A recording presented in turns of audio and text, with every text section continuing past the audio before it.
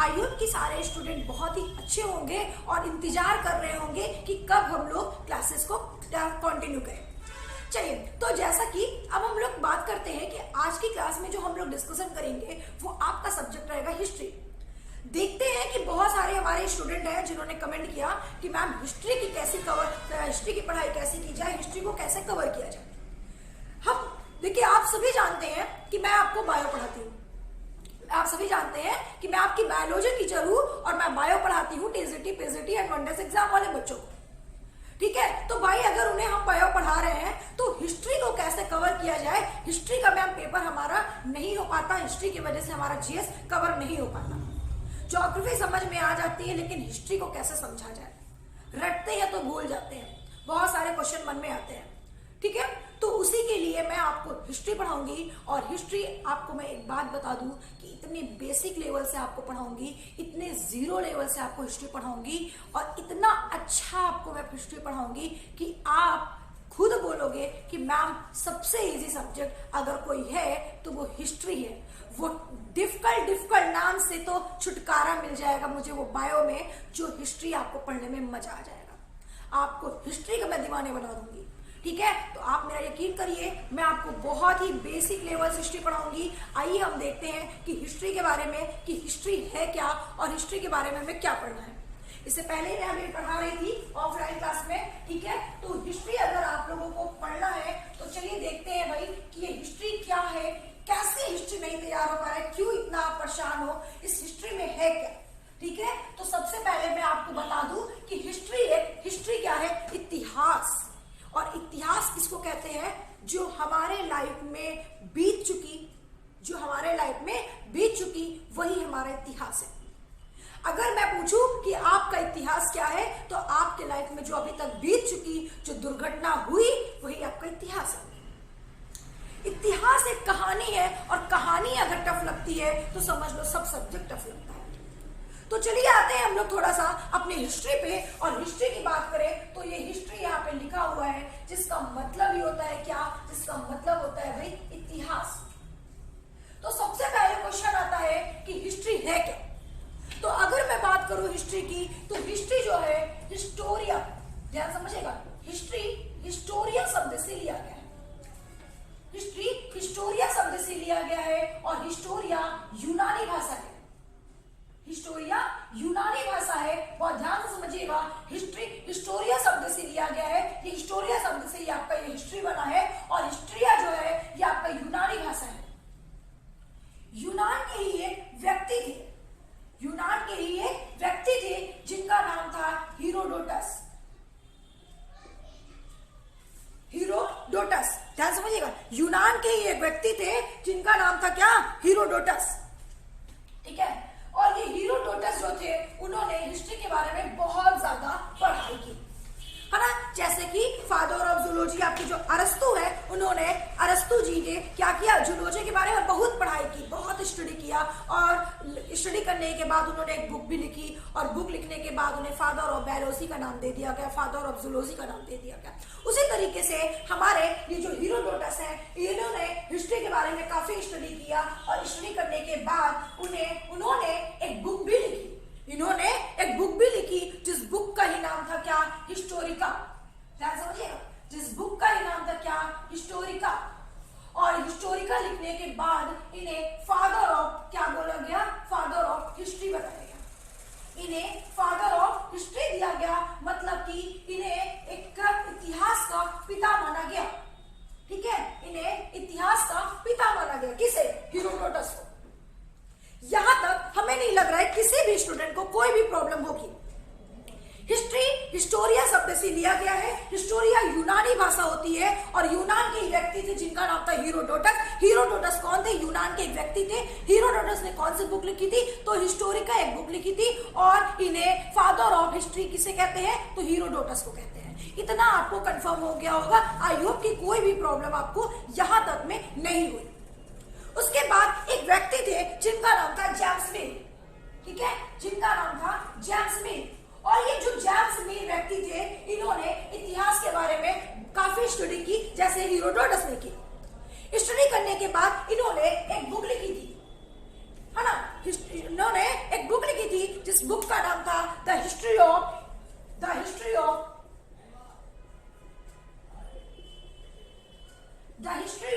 British India.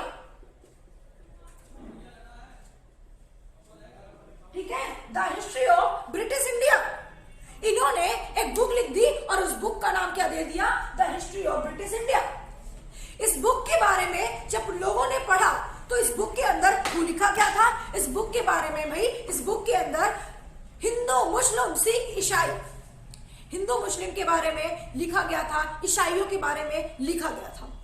उनके तीन अलग अलग, ठीक है, हिंदू के बारे में अलग, मुस्लिम के बारे में अलग, ईसाइयों के बारे में अलग, सारी चीजें लिखी हुई थी। इस बुक को पढ़ने के बाद लोगों ने डिसाइड किया कि भाई इसको तो, हिस्ट्री को तो 3 भागों में बांटना चाहिए। इस तरीके से जेम्स मिल ने हिस्ट्री को 3 भागों में बांट दिया। और जब जेम्स मिल 3 भागों में हिस्ट्री को बांटे, और वो 3 भाग कौन कौन से, आइए हम देखते हैं। तो वो जो 3 भाग थे जिसे आप लोग बहुत अच्छे से जानते हैं, पहला आपका होता है एंशिएंट हिस्ट्री। ठीक है, पहला आपका होता है भैया कौन सी हिस्ट्री, पहला आपका होता है एंशिएंट हिस्ट्री। और इस एंशिएंट हिस्ट्री की अगर आप बात करते हो तो इस एंशिएंट हिस्ट्री को हम लोग बोलते हैं प्राचीन काल, है ना, इसको हम लोग बोलते हैं प्राचीन काल। सेकंड नंबर आपका आता है भाई क्या, सेकंड नंबर आपका आता है मध्यकालीन, मतलब कि मध्यकाल। ठीक है, मतलब कि आपका आता है मध्यकाल। और इस मध्यकाल को हम लोग क्या बोलते हैं, तो इस मध्यकाल को बोलते हैं मेडिवल हिस्ट्री। तो भैया इसको यहाँ पे लिख दो, क्या इस हिस्ट्री का क्या नाम था, तो आपको बताना है क्या, मेडिवल हिस्ट्री। इस तरीके से एक और भी आया, और जिसको हम लोगों ने बोला मॉडर्न हिस्ट्री, जिसको हम लोगों ने बताया कि भैया ये मॉडर्न हिस्ट्री है। और इस मॉडर्न हिस्ट्री में आपको क्या पढ़ना है, तो आधुनिक काल के बारे में पढ़ना है। इसमें हमें आधुनिक काल के बारे में पढ़ना है। चलिए, ये तो हमारा 3 भागों में हिस्ट्री डिवाइड हो गया। अब यहाँ पे बात ये आती है कि इसमें पढ़ना क्या है, मध्यकालीन में क्या पढ़ेंगे, प्राचीन कालीन में क्या पढ़ेंगे, आधुनिक कालीन में क्या पढ़ेंगे। तो मैं आपको बताती हूँ इसमें आपको क्या क्या पढ़ना है। अब देखिए, सबसे पहले आती है प्राचीन काल की बात। अगर आप प्राचीन काल की बात करते हैं तो अनंत से, ठीक है, अनंत से, जिसकी कोई लिमिट नहीं है, कब तक पता नहीं, अनंत से लेकर 712 तक की जो भी कहानी है वो आप पढ़ेंगे किसमें, एंशिएंट हिस्ट्री में। और वो किसकी कहानी होगी, तो भैया वो हिंदू शासक के लोग होंगे। जो भी कहानी होगी, जो भी होगा, वो हिंदू शासक के लोग होंगे। उसके बाद आ जाओ मध्यकालीन में। जब मध्यकालीन में आ गए तो मध्यकालीन ने बताया कि 712 से लेके 1767 तक, 712 से लेकर 1767 तक, या कुछ बुक में दिया होगा 1857 तक, कंफ्यूज नहीं होइएगा, 1857 भी दिया होगा। तो यहाँ तक की कहानी, लेकिन एक्चुअल जो है यही आपका करेक्ट है। ठीक है, 712 से 1757 तक आपकी जो कहानी होगी वो आप मध्यकालीन में पढ़ोगे, जिसमें आपको मुस्लिम काल के बारे में पढ़ना होगा, जिसमें आपको मुस्लिम के बारे में पढ़ना होगा। थर्ड आपका होता है आधुनिक काल, जिसको हम लोग बोलते हैं मॉडर्न हिस्ट्री। अब जब 1767 की बात करते हैं, 1767 से 1947 तक, जब आपका देश आजाद हो गया था, तब तक की पूरी कहानी जो आपको पढ़नी है वो कहाँ पे पढ़नी है, तो वो आपको भैया पढ़नी है किसमें, मॉडर्न हिस्ट्री में। और मॉडर्न हिस्ट्री में क्या क्या पढ़ना है, तो अंग्रेजों के बारे में पढ़ना है। मॉडर्न हिस्ट्री में आपको अंग्रेजों के बारे में पढ़ना है। ठीक है, ये लो भैया यहाँ पे हम बता दे रहे हैं कि आपको अंग्रेजों के बारे में पढ़ना है, आंदोलन के बारे में पढ़ना है। ठीक है, अंग्रेजों के बारे में पढ़ना है, आंदोलन के बारे में पढ़ना है, गांधी जी के बारे में पढ़ना है। ये सब आप कहाँ पढ़ोगे, आधुनिक काल में पढ़ोगे। आई होप कि यहाँ तक आपको कोई भी प्रॉब्लम नहीं होनी चाहिए। यहाँ तक आप सभी को समझ में आ गया, एक बार शॉर्ट एक्सप्लेन ले लो।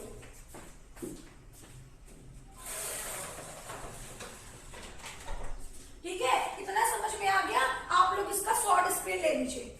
ठीक है, ये हमको सबको समझ में आ गया। अब सबसे पहले जो हम पढ़ेंगे वो क्या पढ़ेंगे, तो भैया वो हम पढ़ेंगे क्या, मध्यकालीन। वो हम पढ़ेंगे क्या, मध्यकालीन। और मैं आपको बताऊंगी कि मध्यकालीन क्या होता है। ठीक है, मध्यकालीन में आपको क्या क्या चीजें पढ़नी है, वो सारी इंफॉर्मेशन हम लोग नेक्स्ट वीडियो में देंगे। और आपको नेक्स्ट वीडियो देखना होगा तो खुशी टेक्निकल बायोलॉजी, ये हमारा चैनल है जिसमें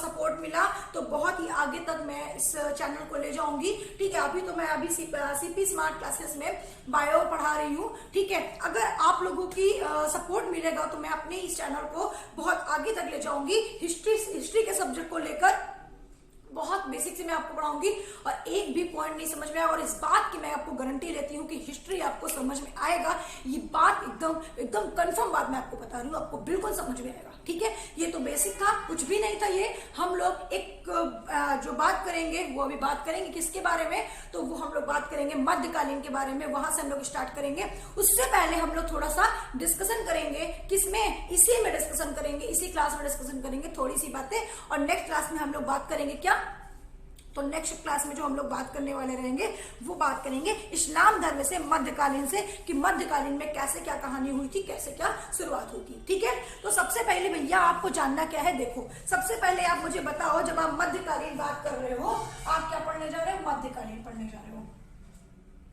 अब जब आप मध्यकालीन पढ़ने जा रहे हो, मेडिवल हिस्ट्री पढ़ने जा रहे हो, तो मध्यकालीन में सबसे पहले आक्रमणकारी कौन थे, मध्यकालीन में सबसे पहले आक्रमणकारी कौन थे, तो आपको एक चीज याद कर लेना है। क्या आपको याद कर लेना है भैया, बहुत इंपॉर्टेंट बताने जा रही हूं, और वो क्या बताने जा रही हूं, तो आप लोग याद कर लीजिएगा, कासिम गजनी गौरा। क्या याद करेंगे, कासिम गजनी गौरा। ठीक है, और जब आप लोग याद कर लेंगे इसको, किसको, ये तीन वर्ड को याद कर लेंगे, कासिम, भैया ट्रिक के साथ पढ़ा रहे हैं आपको, कासिम, गजनी और गौरा, तो आपको याद हो जाएगा। कासिम से होता है क्या, मोहम्मद बिन कासिम। ठीक है, मोहम्मद बिन कासिम।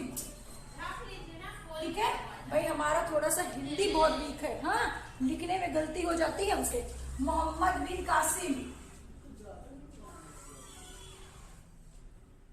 गलती होगी तो बता दीजिएगा कि मैम आप गलत लिख रही हैं। ठीक है, चलो, मोहम्मद बिन कासिम,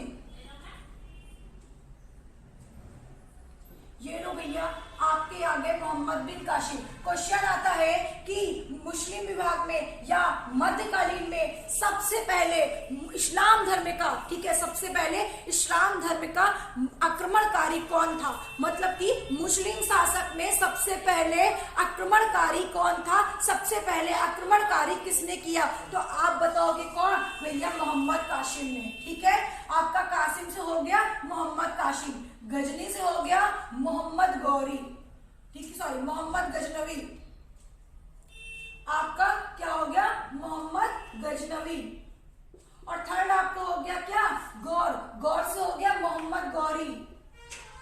क्या हो गया भैया, मोहम्मद गौरी। तो इस तरीके से ये तीन आक्रमणकारी थे जो मुस्लिम में इन्होंने इस्लाम धर्म, मतलब कि इस्लाम धर्म के आक्रमणकारी थे। ठीक है, मुस्लिम शासक के ये तीन आक्रमणकारी थे, और सबसे पहले आक्रमणकारी कौन थे, मोहम्मद बिन कासिम। दोबारा किसने किया था, मोहम्मद गजनवी, और तीसरे नंबर पे आए थे मोहम्मद गौरी जी। ठीक है, ये तीनों के बारे में आपको इस्लाम धर्म में पढ़ना पड़ेगा, मतलब कि मध्यकालीन में आपको पढ़ना पड़ेगा। यहाँ से एक क्वेश्चन आपका बनता है, क्वेश्चन क्या बनता है भैया, क्वेश्चन आपका बनता है कि इस्लाम धर्म में सबसे पहले या मुस्लिम शासक में सबसे पहले आक्रमणकारी कौन थे, तो आपको याद रखना है मोहम्मद बिन कासिम जी थे, मोहम्मद बिन कासिम जी थे। और मोहम्मद बिन कासिम जो थे वो 712 से, ये जो पूरी कहानी है आपको पढ़नी है 712 से पढ़नी है। ठीक है, याद रखेंगे आप लोग। ठीक है, ये आपका जो शुरुआत होगा वो 712 से शुरुआत होगी। आप देखिए किसके बारे में आपको पढ़ना है, अब आपको याद रखना है। यहाँ से ये तो आपको याद हो गया कि जो आपको मध्यकालीन में पढ़ना है, वो सबसे पहले जो आपको पढ़ना है वो क्या पढ़ना है भैया, कि मध्यकालीन में इस्लाम धर्म में, मुस्लिम धर्म में जो सबसे पहले आक्रमणकारी कौन कौन आए थे, तो ये तीन बंदर आए थे, है ना, ये तीन बंदर आए थे, और इनको बंदर ही बोल दो भैया। और ये तीनों बंदर जो थे, ये जो तीनों बंदर थे, सबसे पहले मोहम्मद बिन कासिम थे, और मोहम्मद बिन कासिम ने ही सबसे पहले आक्रमण किया था। इसके बारे में डिटेल्स में हम लोग बात करेंगे, मजा आ जाएगी कहानी सुनने में, रो दोगे इतिहास पढ़ते पढ़ते आप तो। सिर्फ क्या नाम है भाई, कुछ स्टोरी ऐसी होती है जिसमें लोगों को रोना आ जाता है, और मैं तो कहती हूँ आप हिस्ट्री पढ़ते पढ़ते रो दोगे। ठीक है, आप बस मन लगा के पढ़िए, आपको जरूर आ जाएगी हिस्ट्री। ठीक है, तो इतना समझ में आया आपको। अब बात करते हैं किसकी, अब बात करते हैं, दूसरा पॉइंट याद करना है, दिल्ली सल्तनत में। ठीक है, दिल्ली सल्तनत में जो मैं याद करा रही हूँ, याद कर लीजिए, क्योंकि यही से मेरी शुरुआत होगी।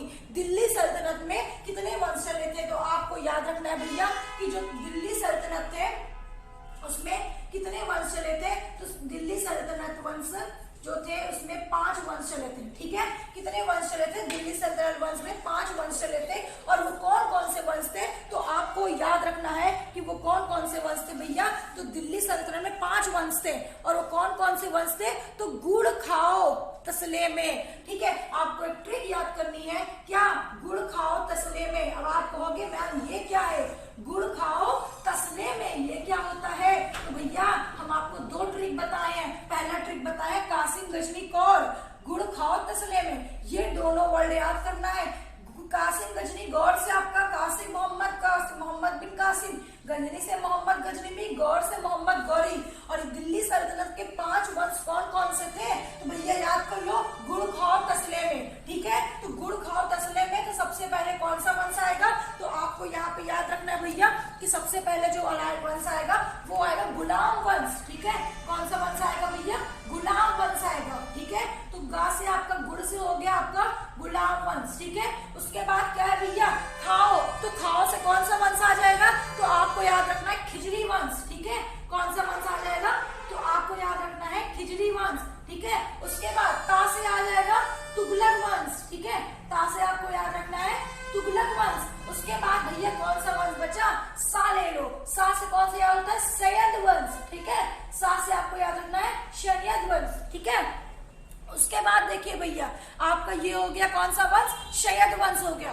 ठीक है, अरे भैया मात्रा नहीं लगाओ, सैयद हो गया। ठीक है, उसके बाद देखो कौन सा वंश हो गया, ला बच्चा, ला से आपको बताना है लोधी वंश, ला से बताना है लोधी वंश। और ये मे से बताना है मुगल वंश। कौन सा वंश भैया, मुगल वंश। इस तरीके से आपको ये 5-6 वंश याद करने हैं कि दिल्ली सल्तनत में जो वंश है इनको आपको पूरा कवर करना है। क्वेश्चन पूछा जाता है यहाँ से कि दिल्ली सल्तनत में कितने वंश थे, तो आपको ये 5 का नाम याद रखना है, गुलाम वंश, खिजरी वंश, तुगलक वंश, लोधी वंश, सैयद वंश, मुगल वंश। ठीक है, इस तरीके से 5-6 वंश आपको पढ़ने होंगे इस वंश में। ठीक है, उसके बाद ये आपको दोनों याद हो गया, हाँ याद हो गया। चलो अब भैया हम स्टार्ट करते हैं पढ़ाना, और उससे पहले एक चीज और सुन लो जो आपको और याद करना है। क्या, हम आते हैं भैया थोड़ा सा यहाँ पे मुगल वंश के पास। ठीक है, किसके पास, मुगल वंश के पास। और क्वेश्चन पूछा जाता है कि मुगल वंश के बादशाह कौन कौन थे, मुगल वंश के बादशाह कौन कौन थे, तो आपको याद रखना है भैया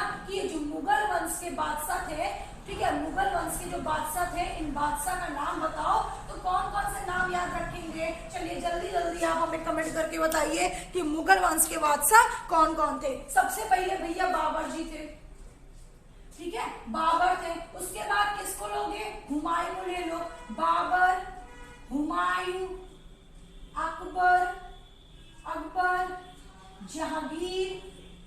ठीक है, जहांगीर। और आप लोग कमेंट करके बताते रहो कौन कौन से वंश, जिसको जिसको पता है सब लोग कमेंट करोगे। देखिए आप लोग का सपोर्ट रहेगा, आप लोग को अगर थोड़ा सा मेहनत करोगे हमारे लिए तो हम भी मेहनत आपके लिए पूरी करेंगे। हम आपसे मेहनत क्या चाहते हैं, आप अपनी पढ़ाई को करिए। अगर आपको वीडियो पसंद आ रही है तो उसको लाइक करिए। ठीक है, पसंद हमें कैसे पता चलेगा भाई, आपके लाइक से हमें पता चलेगा कि इतने लोगों को हमारी वीडियो पसंद आ गई, हमारा उत्साह बढ़ेगा, हम डेली वीडियो बनाएंगे, उससे ज्यादा मेहनत करेंगे, है ना। तो आपको भी थोड़ा सा हमारा आपको सपोर्ट करना पड़ेगा। ठीक है, उसके बाद भैया कौन आते हैं, शाहजहां।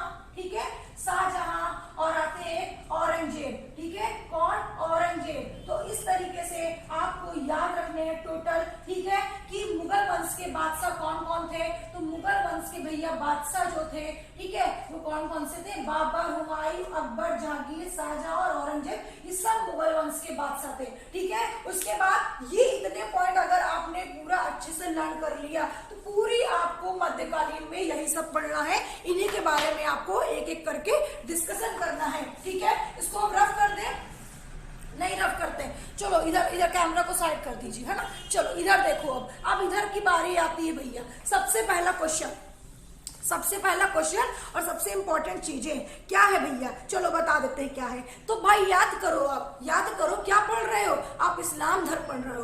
तो इस्लाम धर्म के फाउंडर कौन होंगे, है ना। सबसे पहले आप क्या पढ़ रहे हो, मध्यकालीन क्या, मुस्लिम के बारे में, तो इस्लाम धर्म के बारे में आप लोग पढ़ रहे हो, है ना।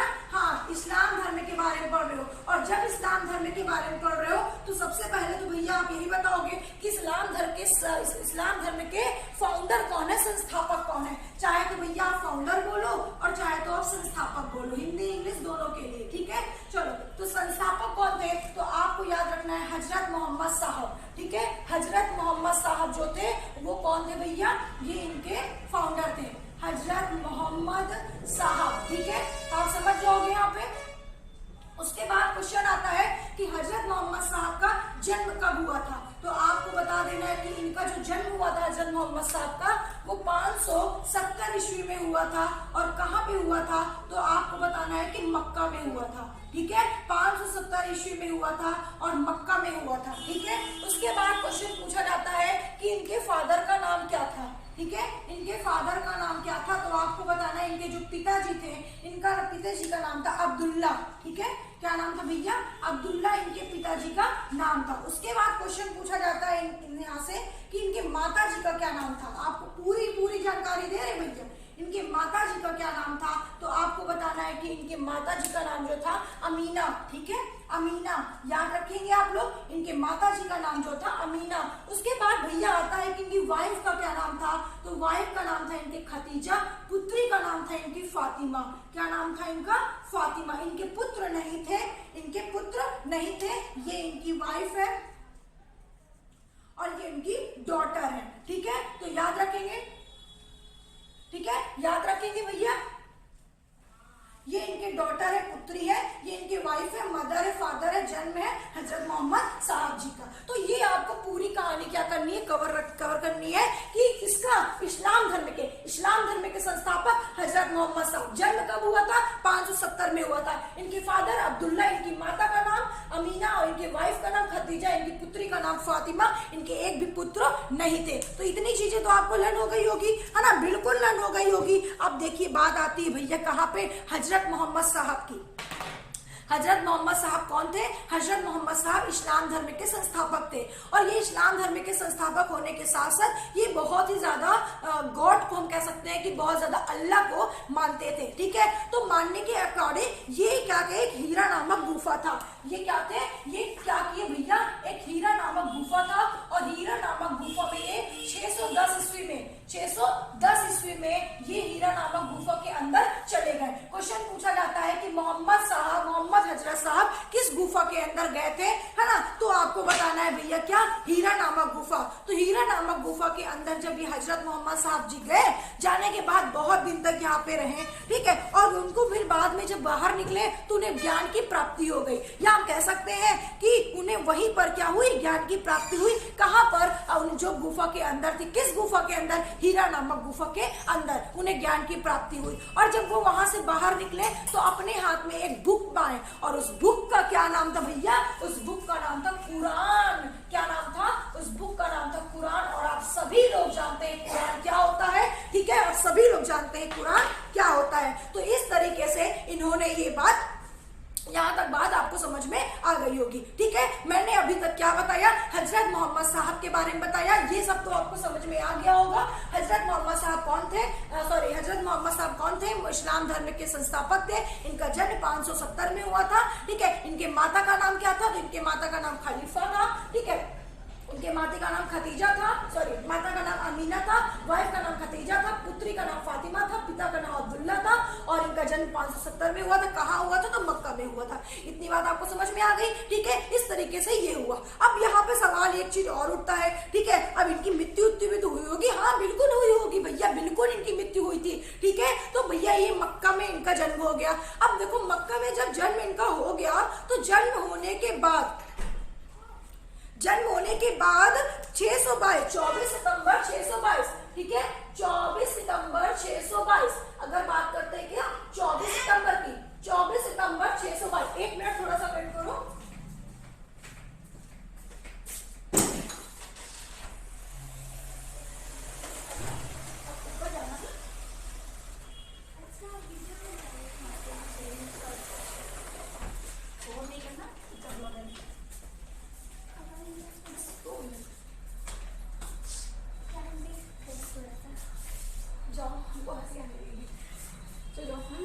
ठीक है, अच्छा क्या पढ़ा रहे 24 सितंबर, ठीक है, कब 622 में, ठीक है, 24 सितंबर 622 में ये कहाँ है, ये मक्का से मदीना है, ठीक है, मक्का से मदीना है। मारेंगे तुम लोग को।